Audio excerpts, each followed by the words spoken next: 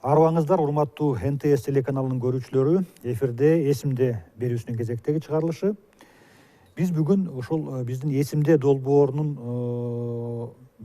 ушул долбоорго түрткү болгон бир ыкма изилдөөнүн жаңы, азырынча биз үчүн жаңы болуп аткан ыкмасы тууралуу сөз кылмакчыбыз.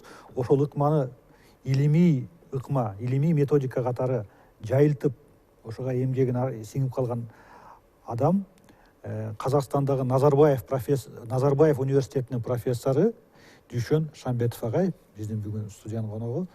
Кош келиңиз агай. Абдан кубанычтабыз. Анткени сиз Кыргызстанга соңку жылдары Казакстанда иштеп аткандыктан Кыргызстанга да маал менен гана болот экенсиз. Ушул сиздин ыкма, сиз жайылтып, сиз абдан сүрөп келе жаткан ушул тарыхты изилдөөнүн бир ыкмасы бул ооз-эки тарых.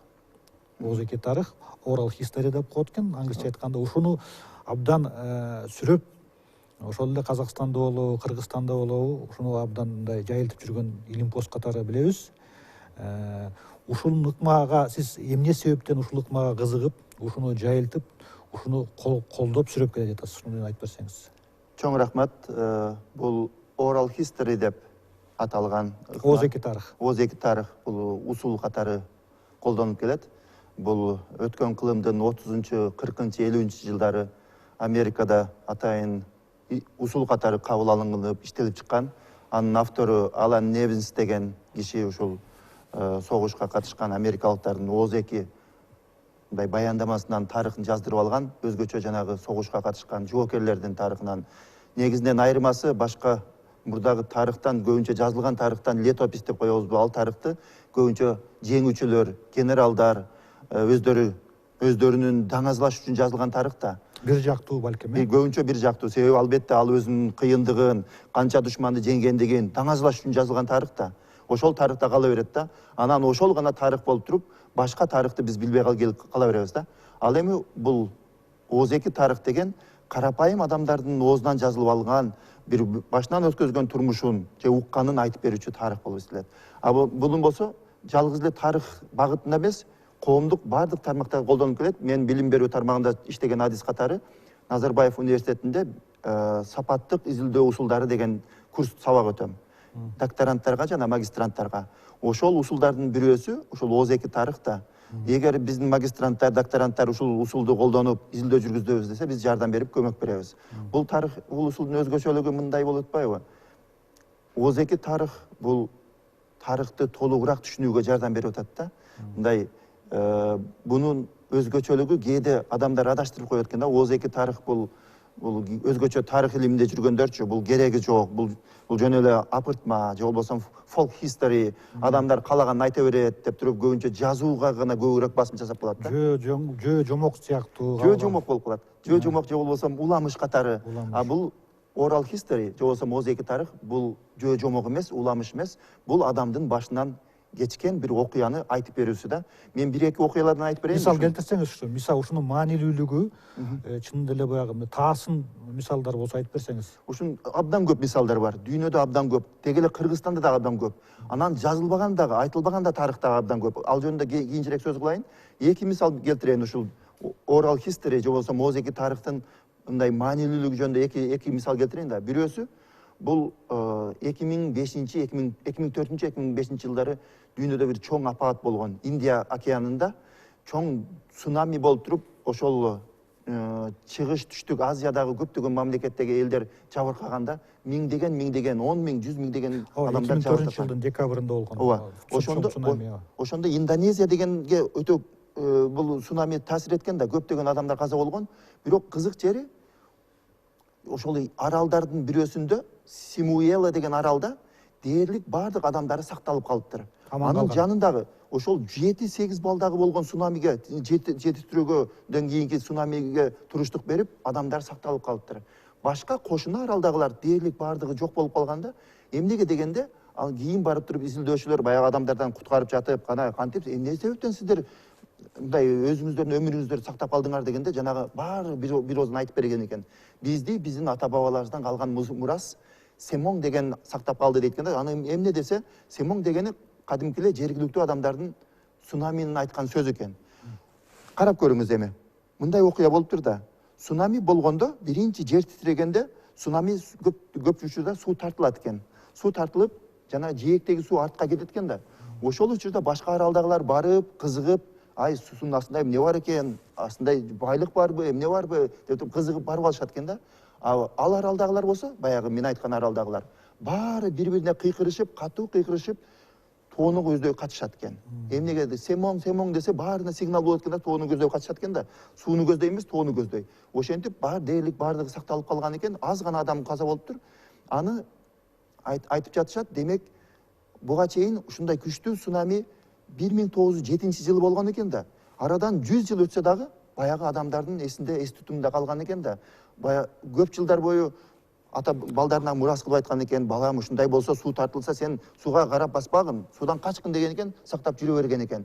Бир күнү пайдасы тиет деп жүргөн экен. Ошентип бул Oral History ооз-2 тарых эл мурас катары сактап калды элдичи. Ошончо аралдын ичинен ошо жалгыз гана бир аралда ошондой атадан балага айтылып калган экен да, башкалар укпаптыр демек, э? Башкаларда болсо керек, балки маани бербегендир. Ушул аралдагылар ушуну күчтүү сактап туруп, мындай маани берип, демек ушул биздин ата бабабыздан калган мурас бизди сактайт деп туруп ишенип жашаган экен да. Өмүрдү сактап калган экен, э? Албетте. Дагы бир нерсе, бул өзү ушул биздин көрөрмандардын баарына эле белгилүү Ата Бейиттин тарыхы. Ата Бейит бул албетте бул мындай кандай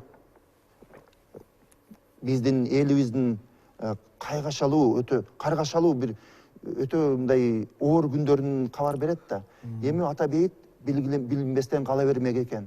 Эгер ошол атасынан калган мурасты биздин энебиз ошол Бибира Кыдыралиева эжекебиз айтып бербегенде, ошол КГБнын офицери ошого маани берип укпаганда, бул туура нерсени айтып атат деп айтпаганда, балким ошол бир кадимки эле дөңсөк ойдон кала бермек да. Ошол кыргыздын дагы бир тарыхы. Бизге ачык болуп, кийин аны казганда ушундай чыгып атпайбы? Демек, ушуну менен бизге ошо ооз-2 тарыхка маани берүү менен, аны угуу менен, эгер тарыхта мындай жаздырып калбасак, ошол тарых кетип кала берет экен да биздин атуулдарыбыз менен. Ошол эле Алан Невисти мен башында айтып өттүм. Алан Невистин бир жазган нерсеси бар да, өтө учкул сөзү бар. Буну англисче мындай деп коет: Graves take away the stories дейт. Бул эмне деген? Бул ошол көрүстөндөр, мүрзөлөр. Алар тарыхты алып кетип калат дейт да. Эгер ушул биздин мындай адамдардын оозунан жаздырып калбасак, бир тарыхты билген, ошол бир окуяны билген адамдардын оозунан жаздырып калбасак, дегеле ал унутулуп кала берет. Ошол адамдар өздөрү менен кошо тарыхты алып кете берет да. Мен дагы өзүм дагы көбүнчө өкүнүп калам. Мисалы үчүн чоң атамдын айткан окуяларын, атам менен апамдын башынан кечкен окуяларын айтканда ушунчалык кызык угат элем. Бирок ошол учурда жазбаганымдын азыр өкүнүп кетем. Себеби азыр элес булас гана билип калам да, системалуу түрдө менин эсимде калган эмес. Бул дагы менин өкүнүчтүү өкүнгөнүм.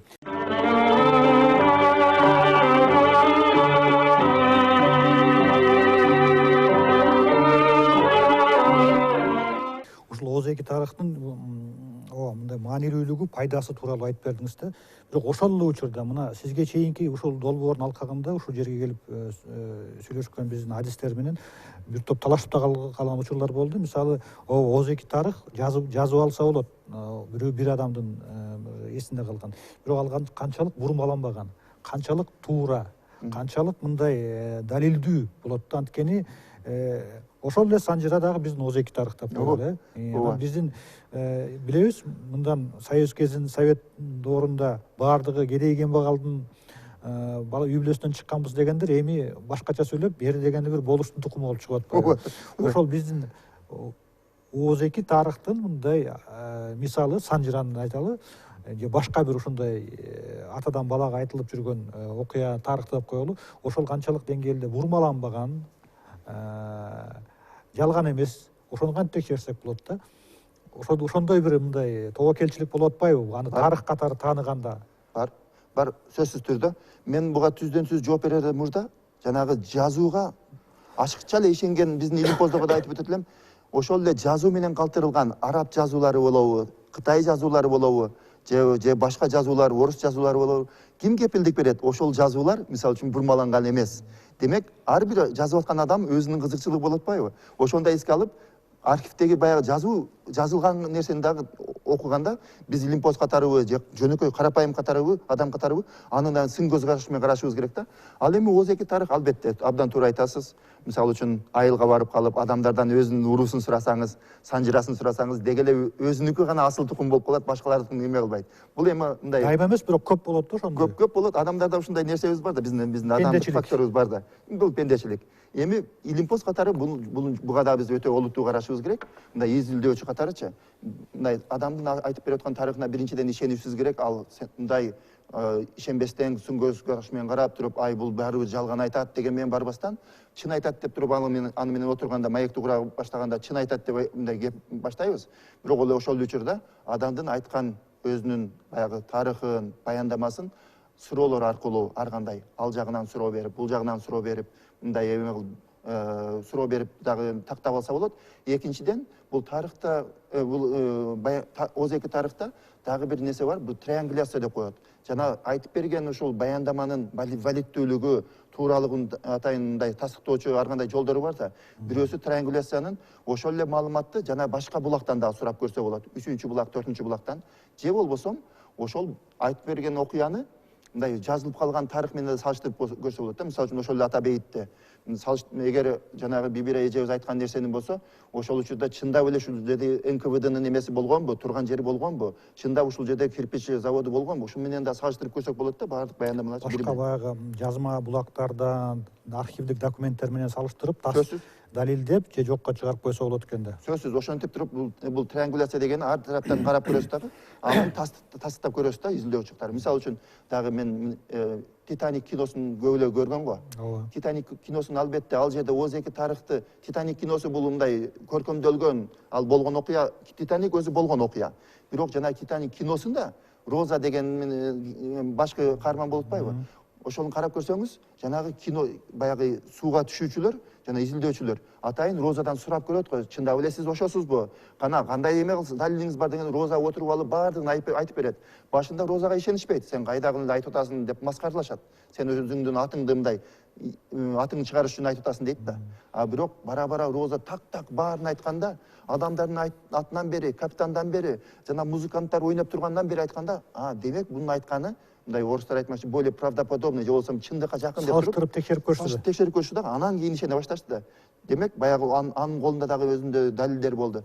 Демек изилдөөчү катары ошондо биз бул адамдын айтканына биринчиден ишенүү менен эме кылып аны угабыз дагы, бирок ошол учурда суроо берүү менен башка булактардан текшерип, сөзсүз анын чындыгын текшерип алсак болот. Себеби кээ бир учурда жана folk history дегендер, башкалар бир аз апыртма болуп, анан да бир эс тутум бар да, өзүңүз жакшы билесиз. Адамдын эс тутуму болот. Адамдын эс тутуму ар кандай адамда ар кыл да. Кээ бирде эс тутум жакшы сакталганда, эс тутуму иреттүү, системалуу түрдө болот. Аны уксаңыз сонун кылып айтып берет да. Кээ биркилердин эс тутуму аралашып кеткен, окуялар да аралашып кеткен, каармандар аралашып кеткен, адамдардын аттары аралашып кеткен. Ошондо бир өзүңүзгө ушундай эс тутуму жакшы адам тапсаңыз, анан дагы текшерип атканда ошол адам дагы айтып бере алса да, баардыгын сонун кылып айтып берсе, куйма кулак адам болсо, кыргызда бир жакшы сөз бар го, куйма кулак. Баардык эле адамдын эс тутуму жакшы эмес, баардык эле адам баягы уккан нерсесин жакшы кулагына куюп калбайт дагы, жакшы иреттүү айтып бере албайт да. Ошондо изилдөөчү катары ушундай адамдарды таап алсак кандай жакшыбы да? Ошондо айтканы жакшы болот. Сиздин ушул тажрыйбада ушул ыкманы колдонуп, ошондой элдик эл арасындагы ооз-эки тарыхты алып жүрүүчүлөрүнөн ушундай чогулткан маалыматыңыз, мындай жаңы бир тарыхый ачылыш дебесек дагы, мындай жаңылык тапкан бир учур болдубу сиздин тажрыйбада ушул ыкманы колдонуп жатып? Ушундай элдик тарых, ооз-эки тарых булактарын изилдеп, ошолор менен мындай маектешкен учурларда. Абдан жакшы суроо. Мисалы, мен өзү билим берүү тармагында көбүрөөк иштеген үчүн бул ооз-эки тарых менен акыркы учурда бир аз жакындан иштеп калдым. Жакында эле мынау Шамалды кичи шаарчасына барып келдим. Ал жерде менин келинчегимдин чоң атасы жашайт. 90дон ашты. Кадырбек деген чоң атабыз бар. Ага барып жолуктум. Бул чоң атабыздын айткан нерселери аябай мындай дастанчы, өзү дагы көп нерселерди аябай мындай кылып санжыраларды жакшы айтат, өзүнүн кайдан келгендерин айтат. Албетте ал жерде биз көбүнчө жанагы мындай Казакстанга барганда дагы ошол жакта дагы мындай аябай чоң нерсени баштаган элек. Бул Кыз жибек деген кол жазманын тарыхын изилдедик да. Кыз жибек деген кол жазманы ошол биздин Кадырбек чоң атабыздын аталаш бир тууганы Сталин учурунда түрмөдө отуруп калат, Казакстанга барып Карлактачы. Кечиресиз, Кыз жибек бул казактын айтылуу дастаны. Кыз жибек Дастан поэмасы, ооба, лирикалык поэма дастаны. Казактардыкы. Бунун Кыз жибектин 20дай версиясы бар экен. Кийин изилдедим да. Ошонун бир версиясы аты айтылбай калды. Ошол мен көбүнчө айтат элем, мен Ооз-эки тарыхты изилдеп атканда айтылбай калган тарых кала берди да, белгисиз бойдончу. Ошол түрмөдө отуруп Күзөбай Куранов деген Кадырбек чоң атабыздын, мен келинчегимдин чоң атасынын аталаш бир тууган экен да, Күзөбай Куранов. Ал түрмөдө отурганда ошого колуна берген экен бир казак, ошол түрмөдө отурган, чогуу отурган киши. Кайсы жылдары отурду? 54-жылы китепке ошол кол жазмага да жазылган, мындай саргайып калган барактарга аябай жакшы сыя менен жазылган даана көрүнүп турат. 1954-жылы 20-сентябрда жазылган да китепке. Ошол учурдалар баягы түрмөдө, булар кандайча жагдайда, кайсы жерде отурган түрмөдө? Бул Карагандыдагы атайын ушу лагерь болгон, Карлак деп туруп, Сталин учурунда репрессиялангандар экен. Репрессия болгон, себеби ол Күзөбай Куранов партиялык иште жүрүп ушу Жаңы Жол районунда. Ошол учурда бир улуттук маселе боюнча аны улутчул деп туруп, ошо түрмөгө отурулушкан да. Ошол отурган жерде жанында казак мындай өзүнчө акын болгон десекпи, жазуучу болгонбу, бирок ал кишинин аты белгисиз болуп калды. Ошо сактап жүр деп досуна берген экен. Ал ошол көп жылдар бою тышкары чыгарбастан, Советтер Союзунда коркконунан чыгарбай жүргөн. Түрмөдөн алып чыгып сактап калган. Ошол өзү сактап жүргөн. Көз өтөйүн дегенде ошол эмеге берген экен. Ошо аталаш бир тууганы Кадырбек деген чоң атага берген экен. Ал киши сактап, анан кийинчерээк көргөзүп атпайбы? Биздин оюбуз боюнча балким ошо Советтер Союзу учурунда да корккон да, себеби биздин Манасыбызга окшоп Кыз жибек дагы ошол учурларда мындай тыюу салынган, өзүнчө жанагы идеологиялык себептерге байланыштуу куугунтукталып жайылган эмес экен да. Бирок бул мен айтайын деген Ооз-эки тарых боюнча ушу чоң атабыздан, Кадырбектен болгон окуяны гана жазып калдык да, бирок тилекке каршы анын дагы көптөгөн окуяларды айта албай калды. Себеби Күзөбай Курановдун өзү көзү өтүп кетти да. Ал айта турган баяндамалар өзү менен кете берди. Ошол эле казак автору ким болгон, кантип экөө дос болгон, буларды билбей калдык. Бирок кызык жери бул эмнеден далил болуп атат? Эки элдин ортосундагы орток маданият, орток мындай эмелерди, бири-биринин чыгармаларын сүйүп окугандыгы жөнүндө, окшоштугу жөнүндө да далил берип атат. Эми ошол сакталып калган кол жазма канча көлөмдө, канча барактан анан кийин ошол пайдасы тийди, жарык көрдү, басылып, китеп болуп басылып чыкты. Мына 20дай версиясы бар экен деп атасыз, Казакстандын өзүндө эле Кыз жибек дастанын. Кийинки тагдыры кандай болду ошол кол жазманын? Азырынча бул кол жазма өзү саргайып калган кичинекей баракчадан турат. Бул баракчалар 101 беттен турат. Бул жакшы тунук жазылган ыр түрүндөгү кол жазма. Бул азыр Казакстанда архивде турат, бирок аны биз кайрадан китеп кылып басып чыгабыз деген оюбуз бар. Китеп кылып, мисалы үчүн Кыз жибектин өзүнүн эмес, өзүнүн 20 версиясы бар экен. Бул версия ушул Жамбыл Жабаевдин версиясына аябай жакын экен, дээрлик 80-90% жакын экен. Бирок муну биз ойлоп атабыз, бул китеп басып чыкканда Кыз жибектин өзүнүн гана эмес, ошол эки достун тагдыры жөнүндө, ошончолук түрмөдө отурса дагы мукурап калбастан, ошол учурда ушул чыгарма жазып отурушкан экен. Эки элдин достугу жөнүндө, эки түрмөдө отурган ушу кишинин достугу жөнүндө бир китеп басып чыгарабыз деген оюбуз бар. Мына сиз ушул Oral History, Ооз-эки тарых ыкмасын абдан мындай жайылтканга аракет кылып, ушуга үгүттөп жүргөн адам катары да, мисалы бир топ жылдан бери Казакстанда, Астана шаарында Назарбаев университетинин профессору болуп иштеп жатасыз. Ошол Казакстанда бул илимий ыкма катары таанылып, расмий мындай кеңири жайылганбы? Анан биздеги абалы кандай ошол Ооз-эки тарыхты ыкма катары колдонуу боюнча? Аябай жакшы суроо. Бул Казакстанда тилекке каршы Казакстанда дагы, Кыргызстанда дагы мындай усул катары, ыкма катары мындай кеңири жайылган жок азырынча тилекке каршы. Өзгөчө илимпоздор арасында, балким тарыхчылар арасында бул мындай Ооз-эки тарыхка анча кызыгуу азыраак болуп атат тилекке каршы. Балким баягы мен айткандай эле көбүнчөлүк архивдеги жазууларга көбүрөөк басым жасалган үчүнбү, Бирок ошол учурда деле Казакстанда да, Кыргызстанда да жеке илимпоздор бар, тарыхчылар бар. Ушул мисалы үчүн Кыргызстанда мынау Борбордук Азиядагы Америка университетинде Данияр Карабаев деген жаш илимпоз Япониядан жактап келген, Цукуба университетинен. Ошол менен сүйлөшүп калсам, алар айтат, биз Oral History деген Озеки тарых деген борборун ачып атабыз дейт. Анан Индиана университетинде бир өтө күчтүү илимпоз бар да, Мариан Камп деген. Ал ошол Өзбекстандагы жана советтик доордогу өзбек пактачылардын, башкалардын коллективдеги учурундагы адамдардын Озеки тарыхын жазып алган китептери бар да, аябай күчтүү илимпоз. Ошолор менен кошо долбоор кылып, чогуу сабак окутуп, Индиана университетиндеги студенттерге, Аутсадагы студенттерге сабак берип атабыз дейт да, келечекте ушул багытта алып кетебиз дейт. Бирок бул багытты дагы эле мындай күчтүү кеңири тарап кетпегени менимче дагы эле эме болуп атат окшойт. Жанагы өгөйлөнүп жатабы? Кээде өгөйлөнүп калат да, жана позитивдик жана постпозитивдик көз караш бар да илимдечи. Жанагы илимий иш болуш үчүн сөзсүз түрдө баардыгы жанагы эксперимент болуш керек, өтө мындай тажрыйба менен тастыкталган. Тастан болуш керек деп, адамдын оозунан жаздырып алсаң, алар кандай нерсени айтып кое берет деген, апыртып кое берет деген мындай ишенич азыраак да бул изилдөөгөчү. Бирок ошол эле учурда биз, менин оюмча, биз бир нерседен жоготуп коюп атабыз. Мындай тарыхты, ошол жазуу, расмий тарыхка гана басым жасалганда, карапайым адамдардын укугу бар да, алар дагы өзүнүн тарыхын айтууга. Ошол эле окуяларга алардын көз карашы кандай болду, башынан кандай кечти. Мисалы үчүн азыркы учурда адамдар үркүндү башынан өткөзгөн адамдар менимче калбады деле. Дээрлик калган 100 өтүп кетти. Эч ким оозунан жазып алган эмелер Озеки тарых дээрлик жок койсо болуп калды да. Мындай бир-эки гана жазылган болбосо, ошолордун тарыхы унутулуп баратат. Өздөрүнүн оозунан жазылып алган. Андан кийинки тарых деле, мисалы үчүн, Союз орногондон баштап, же болбосо эң жаңы тарых деле, мына перестройка учуру, Союз тарыхка кыйрагандагы тарых, азыр жаш балдарга айтып берсең, аларга тег эле жумок да. Таң калышат, ушундай болгонбу, дефицит болгонбу, кантип эле деп алар ишенишпейт.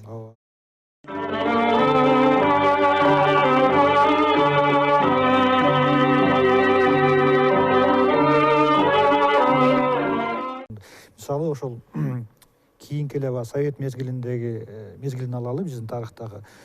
Бизге мындай кыргызда бир жакшы сөз бар го, сага жалган мага чын деген. Ооба. Ошол ортосунда бир 20 жыл айырма болгон, 2000 же 15 же 15 жылдык айырма болгон муун менен сүйлөшүп жатканда эле чын деле, мисалы мына биздин мисалда деле бизге чын, аларга жалган болгон учурлар көп болот да. Ошол Союз мезгилиндеги баягы товарлардын тартыштыгы, дефицити 90-жылдардан кийин жарык дүйнөгө келгендер үчүн бул арга жомок. Кантип эле мисалы кийим таппай, тааныш аркылуу кийим издеп, туура. дефицит баягы импорттук кийимди сатып алчубуз, тааныш аркылуу акча үстөк кошуп алчубуз дегенди мындай 30 жаштан беркилер ишенбейт. Аларга бир мындай жомок катары угулат. Жакшы тамак аш, мисалы магазинде кээде баягы сүт алыш үчүн кезекке турчубуз. Ооба да. 1 сааттан, 2 сааттан кезекке туруп алчубуз, жакшы товарды, жакшы тамак аш десек, кийинки жылдары 90-жылдардан кийин төрөлгөндөргө бул чын деле абдан эле жомок угулат экен, жомоктой угулат экен да. Ушунун эле мисалында бул Озеки тарыхтын мааниси. Буга маани бербей жатарбыз биз, мисалы башынан өткөн адам катары. Бирок бизден кийинкилерге бул абдан эле кызыктуу, абдан эле көп нерсеге жооп табуучу мындай бир маалымат болот окшойт да. Сиз ушул ыкманы колдонуу менен башка бир жаңы мындай бир маалымат чогулта алдыңызбы? Казакстанда болобу, Кыргызстанда болобу, негизи мындан башка да бир мисал келтире аласыздарбы? Же бир азыркы учурда балким иштеп жаткан бир эмгегиңиз, мындай изилдөөңүз бардыр? Жок, азыркы учурда мен өзү билим берүү тармагында изилдөөчү болгондуктан менин изилдөөлөрүм башка тармакта кетип атат. Озеки тарыхка мен жана Кыз жибек аркылуу гана кайрылып калдым.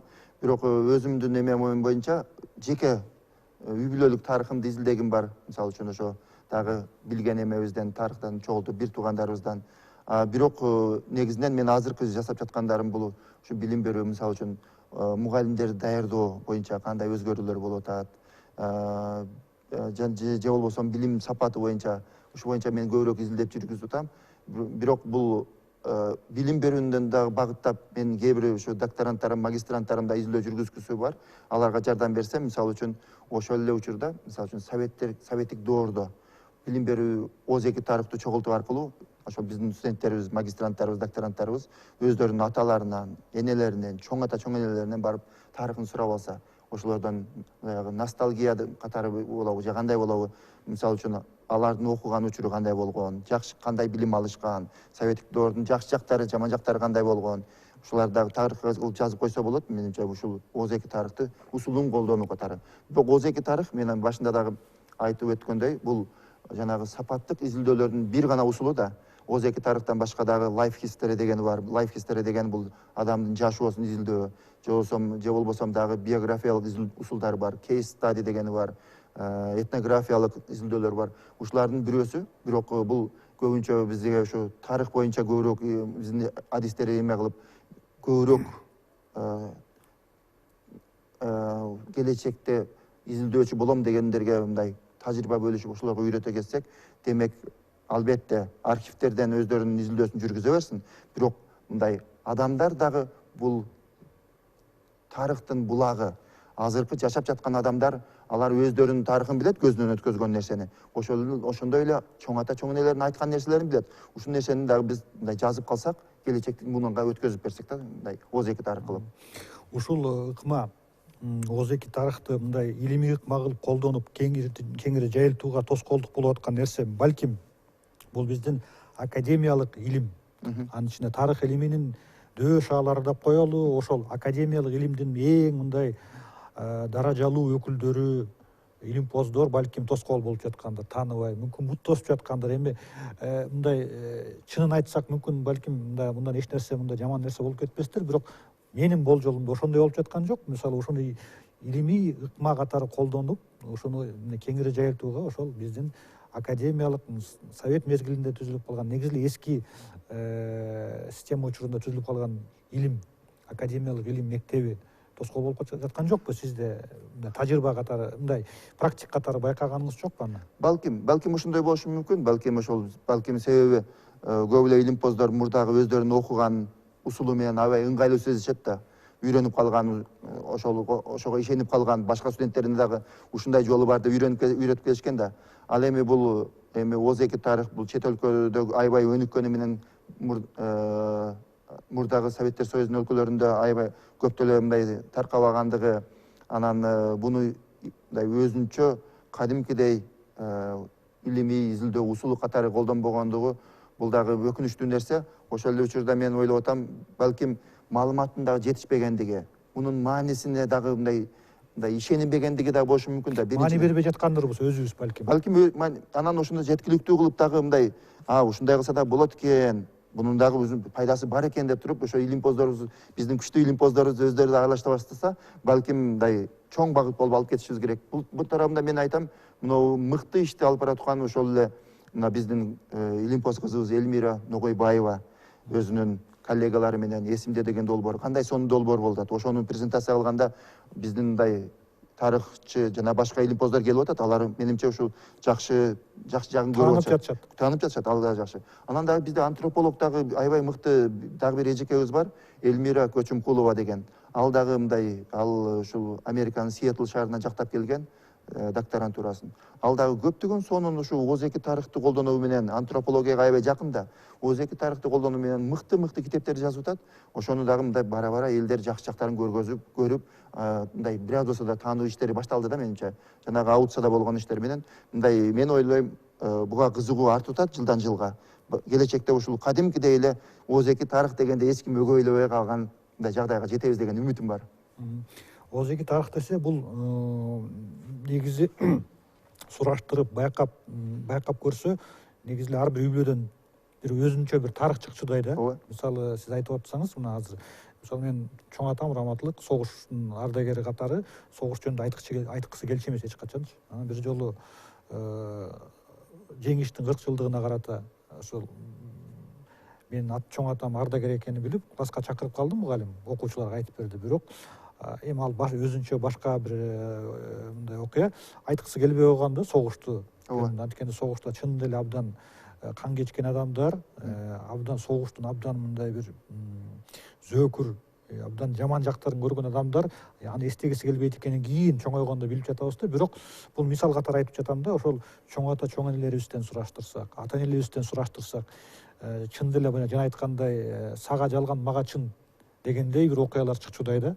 Ошого биз өзүбүз, ар бирибиз ушуну мисалы азыр көрүп жаткан биздин көрүүчүлөр ар бири маани берсе, чын деле жаңы көп фактылар. Азыр эми сөзсүз эле муну китеп басып чыкпаса дагы, мындай Facebook'та өзүнүн баракчасына жазып койсо ал сакталып калат эле. Өзүнүн жеке мындай блогторуна жазып койсо сакталып калат эле.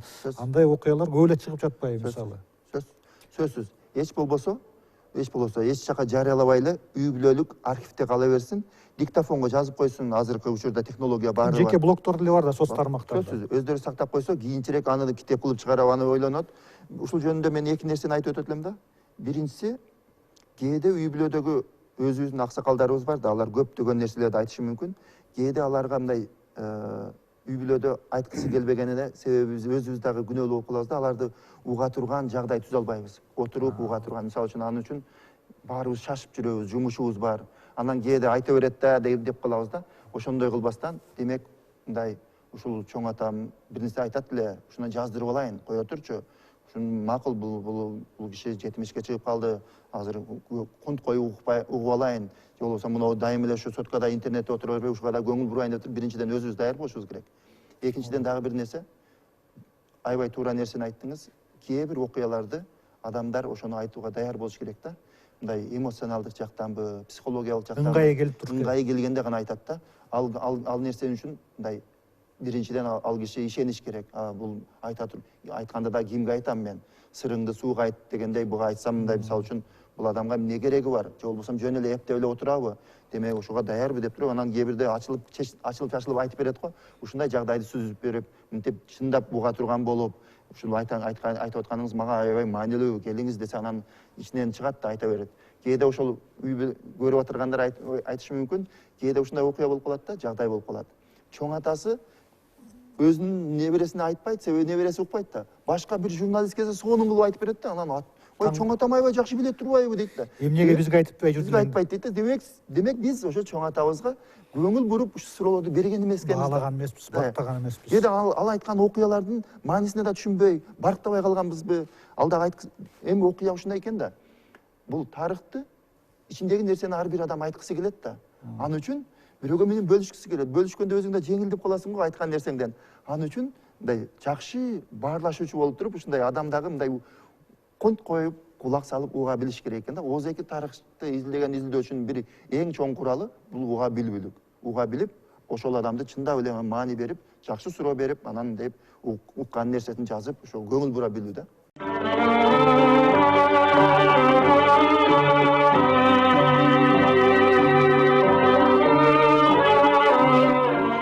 Чын деле бул мааниси абдан чоң. Бул жеке мындай баардык деңгээлден баштап, бир кандайдыр бир конкреттүү бир үй бүлөнүн деңгээлинен баштап, масштабынан баштап, жалпы коомдун, мамлекеттин масштабында ушундай көптү билген, башынан көп нерсе өткөн, мисалы, жакында эле бир биздин чоң бир аксакалыбыз, саясатыбыздын аксакалы, ушундай өткөн биздин саясий тарыхка, бийликтин сырлары жөнүндө айтып жатып, чын деле бир башка бир ошол биздин өлкөнү башкарып жүргөн адамдар тууралуу бир эл оозунда айтылып жүргөн, бирок расмий түрдө жазылбаган, айтылбаган нерсени айтып өттү да, чын деле, мисалы, журналист катары жеке мага, көп эле адамдарга бул оозеки түрдө гана буга чейин башкалардан белгилүү болуп келген. Эми мына расмий адам, чоң кызматта жүргөн адам ошону тастыктап, ырастап, ооба ушундай болгон. Баланча адам түгүнчү адамды чын деле негизсиз ак жеринен куугунтуктап койду эле. Ошонусу гана туура болбой калды, туура эмес болуп калды. Негизи ал адамдын эмгеги чоң, биздин өлкөгө эмгеги сиңген деп айтканынын өзү эле абдан маанилүү болду. Бул түшүнгөн адамга чынында эле резонанс. Мындай жаңылык болду. Анткени бир чети баары эл арасында мындай оозеки түрдө айтылып жүргөн нерсени расмий түрдө бир адам, ошону анын сөзү салмактуу, анын сөзүнө ишенген адам айтып отурса, чынында эле бир башкача угулат экен дагы. Ошого биз мына дагы бир жолу айта кетейин, мындай бир үй бүлөнүн деңгээлинен баштап, масштабынан баштап, жалпы мамлекеттик масштабта маани берилсе, чынында эле көп жаңы маалыматтар, көп жаңы нерселерге мындай түрткү берет. маалымат алмак экенбиз да. Анан ушундай нерсенин бул эми тарыхтын мааниси бар го, буга тарыхка маани бербегенде эл кийин анын келечеги да күмөн болот. Ошол жагынан алганда абдан маанилүү окшойт да. Албетте. Бул ошо тарыхты мен дагы айтып кетем, бул жоопкерчилик да бар да. Ошол айтылбаган тарыхты жазып калып, айтып чыгуу менен биз эмнеге жетишип атабыз? Демек, жанагы тарых бүтүндөй сезилип атат да, өтмүшчү. Мисалы үчүн мурда бир гана расмий менен ушундай болгон экен десек, башка адамдардан топтоп, мисалы үчүн айтылган тарых бар, мындай элде таркаган тарых бар, кээ биркилер ичинде сактап жүргөн сырлар бар, тарых бар. Баарын топтоо менен мындай тарых бүтүндөй көрүнүп туруп эме кылат. Бирок ошол жерде бир жоопкерчилик бар экен да, менин оюмчачы, изилдөөчүлөр арасындачы. Макул, ошол изилдөө менен бир жаңы нерселерди ачып таап чыгып атабыз да. Анан ар бир изилдөөчү кепилдик бере албайт да. Мен ушул таап чыккан нерсени анан ким кандай максатта колдонуп кетет. Кээ бир учурда тескери колдонуп кеткен учурлар бар да. Мисалы үчүн бирөөнү таап алып, демек биз ушундай экенбиз, жалаң ушундай болушубуз керек деп туруп. Кыянаттык менен пайдаланып жибергендер. Кыянаттык менен сөзсүз түрдө, демек обязательно сөзсүз түрдө анан кээде акча төлөп деле мен жөнүндө ушундай таап бергилечи деген. Демек ушу илимпоздун жоопкерчилиги эми биз көп илимпоз изилдөөчү катары кепилдик бере албайбыз. Бунун бирок бул дагы мындай кылдаттыкты талап кылчу нерсе экен. Бирок ошол бойдон тарых бүдөмүк бойдон, белгисиз бойдон да калып кеткенге акысы жок да. Балким ошол мындай изилдөөнү жазып жаткан тарыхчы, изилдөөчү, кээде биздин эмебизде докторанттарга, магистранттарга айтабыз да. Эгер сиздердин изилдөөңүз өтө эле мындай кандай сөз жана бир ар кандай резонансты пайда кылуучу, же болбосо жыйынтыгында талаш пикир талап, анан кээ бирлер кыянаттык менен колдонуучу шанстуу өтө турган болсо, анда ошол окуу жай бул диссертацияны, изилдөөнү сыртка чыгарбай, только мындай уруксат менен колдоно турган изилдөө кылса болот да. Кызматтык колдонуу үчүн гана. Кызматтык, же болбосо атайын кийинки изилдөөчү, атайын уруксат менен колдонуучу. Себеби кепилдик бере албайбыз да. Кээ бирөө ошону дароо колдонот дагы, дароо эле өзүнүн гана кызыкчылыгын башкаларга каршы колдонсо, демек мен изилдөөчү катары эки тарапка дагы араздашууга дагы мындай жагдай түзүп коюп атам да, тилекке каршы. Ошол биздин буга мисал мына биздин соңку саясий тарыхты негизи эле биздин соңку жаңы тарыхты алсакчы, совет мезгилинен баштап, мисалы согуштан кийинки урпактары, жакын адамдары, азырга чейин көзү тирүү адамдар жөнүндө мисалы биздин маданиятта, биз кыргыздарда чын эле мындай абдан кылдат мамиле кылабыз го. Ооба. Кээде мисалы биз ошол биздин саясатыбыздын аксакалдары менен сүйлөшүп калганда эле ушу жөнүндө айтып бериңизчи, ушу киши жөнүндө, ушундай окуялар жөнүндө айтып бериңизчи деп суранып калабыз. Ошентсек, биздин аксакалдар илимпоз болобу, илимде жүргөнбү же саясатта жүргөнбү айтып калышат да, көп айтышат. Эми ооба ошондой болгон, бирок буну жазбай эле, буну чыгарбай эле койчу, айтпай эле коеюнчу, анткени анын балдары бар, анын жакын туугандары бар, анын тарапкерлери бар. Негизи жакшы эле киши болгон, бирок ооба ушундай калпсыздык кетирген, аны айтпай эле коеюнчу деп. Бирок экинчи жагынан алганда бул тарыхый адилеттүүлүк деген болуш керек. Тарыхый адилеттүүлүк айтылып жүрөт анысы деле. Эми сиз тастыктап койсоңуз, айтып койсоңуз, же жок деп, же ооба деп койсоңуз, бул мааниси бар да келечек үчүн. Ооба, туура. Анткени биздин эле жакынкы бир 40-50 жыл мурдагы, 60-70 жыл мурдагы тарыхыбызда көп талаштуу жагдайлар бар.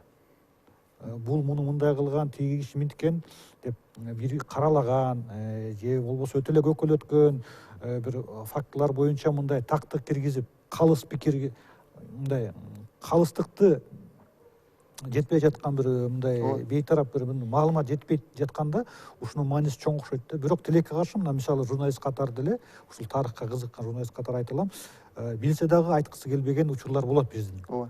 Ошол маалыматы бар, ошол окуялардын катышуучусу түздөн түз. Мындай анын сөзүнө эле көпчүлүк ишенип, чынында эле баягы талашсыз факт катары кабыл алсак боло турган адамдар тартынып койгон учурлар көп да. Тилекке каршы ошо дагы ошол ооз-эки тарыхтын, эс тутумдун өнүгүшүнө мындай толуктолушуна тоскоол болуп жатат. Ооз-эки тарыхтын анан мындай мыйзам ченемдүү бир усул катары калыптанып кетишине балким. Муну мен чечмелеп кетем да мындай. Балким башка элдерде, мисалы үчүн атасы, чоң атасы, мындай анын ата бабасы кылган нерсе үчүн балдары күнөөлүү эмес деген нерсе болушу мүмкүн да.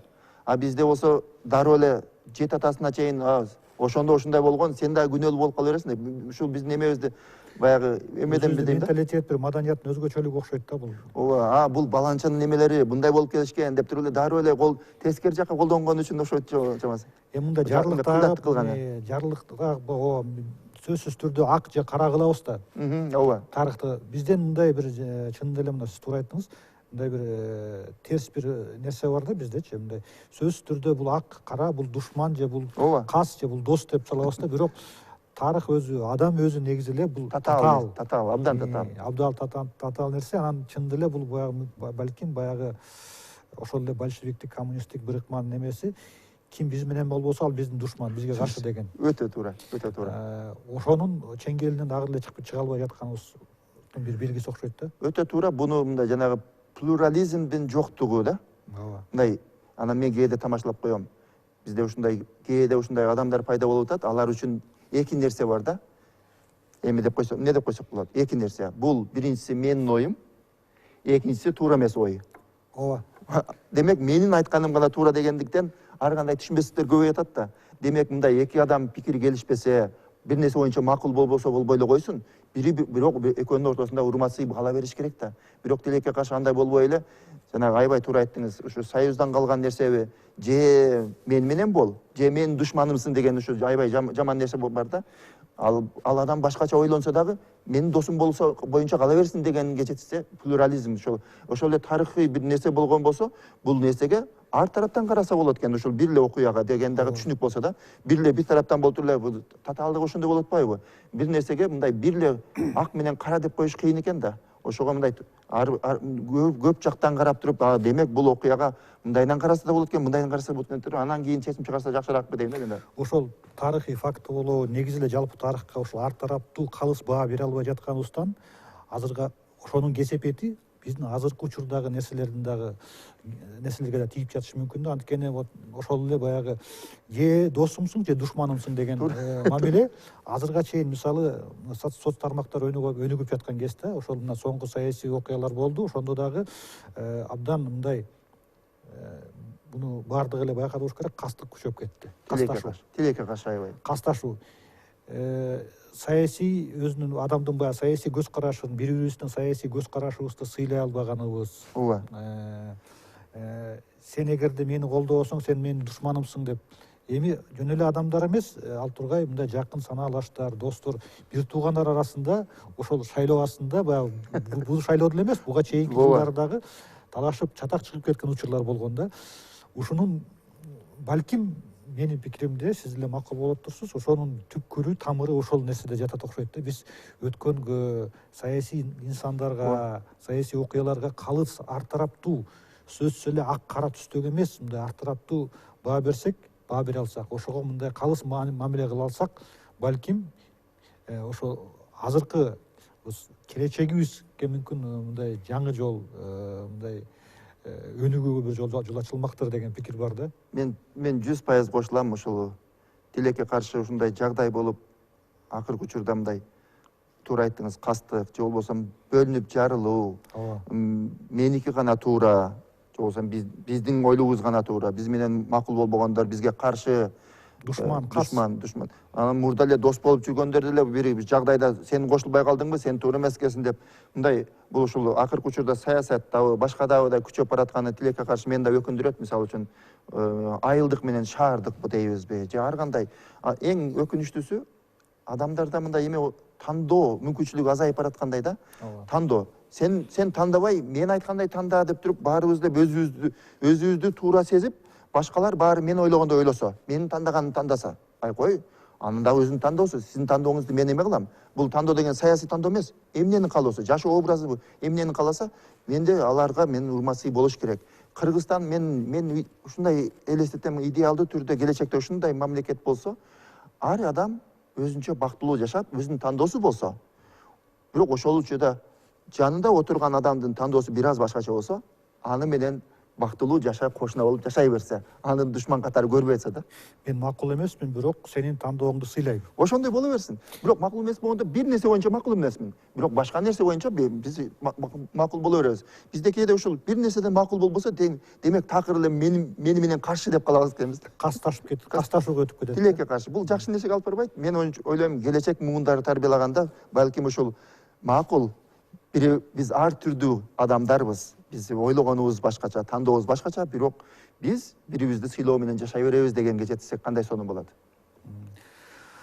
Сизге чоң рахмат, Дүйшөн агай. Абдан кызыктуу маек болду. Чынында эле мына азыркы бул маегибиздин соң чыгып баратканда дагы бир мындай тарых жөнүндөгү бир афоризм эске келип кетти. Бул тарыхты биз тапанчадан атсак тарыхка, ал бизди Замбирек менен атат деген нерсени дагы бир жолу мындай ырастап отурат да, азыркы биздин болгон маегибиз. Сизге чоң рахмат. Сиздин ушул изилдөөңүздө ийгиликтерди каалайм. Жаңы фактылар, жаңы нерселер болсо, сөзсүз түрдө ушул студияда буюрса кездешип, дагы кызыктуу нерселер тууралуу айтып бересиз деп ишенем. Ийгилик, ден соолук каалайм. Чоң рахмат сизге дагы. Урматтуу НТС телеканалынын көрүүчүлөрү, эсимде телебирүүсүнүн кезектеги чыгарылышы соңуна чыкты. Келерки эфирлерде көрүшкөнчө бар болуңуздар.